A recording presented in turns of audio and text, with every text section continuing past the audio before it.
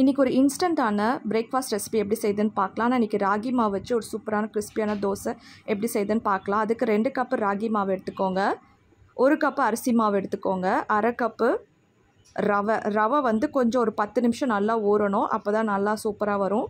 கொஞ்சம் உப்பு, தேவையான உப்பு போட்டு நல்லா மிக்ஸ் பண்ணிக்கோங்க. இப்போ இந்த மாவு வந்து நல்லா தண்ணி ஊற்றி நல்லா கலக்கிக்கோங்க. நல்லா வந்து தோசை பதத்தோடு நல்லா லூஸாக இருக்கணும். இப்போ இதில் பார்த்திங்கன்னா நம்ம தேவையான பொருட்கள் ஆட் பண்ணிக்கலாம். கொஞ்சம் இஞ்சி, கருவேப்பிலை, கொத்தமல்லி, வெங்காயம் இதெல்லாம் நல்லா கொஞ்சம் டைஜஷன் கொடுக்கும். அது இல்லாமல் பார்த்திங்கன்னா மிளகு, சீரகம் இந்த மாதிரி உடச்சி ஆட் பண்ணிக்கோங்க. நல்லா ஃப்ளேவர்ஃபுல்லாக இருக்கும். தேவையானதுக்கு பச்சை மிளகா, கேரட்டு, என்னென்ன வெஜிடபிள்ஸ் இருக்கோ அதை குட்டி குட்டியாக சாப் பண்ணிக்கோங்க. கொஞ்சம் பெருங்காயம் ஆட் பண்ணிவிட்டு இப்போது நம்ம தோசையில் ஊற்றிக்கலாம். தவாவில் இந்த மாதிரி நல்லா ஸ்ப்ரெட் பண்ணி ஊற்றிக்கோங்க. நல்லா ஓட்டையாக இருக்கணும். அப்போ தான் நல்லா சூப்பராக வேகும் இது.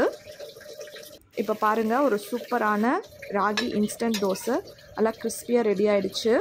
பிரேக்ஃபாஸ்ட்டுக்கு தேங்காய் சட்னிக்கு சூப்பராக இருக்கும்.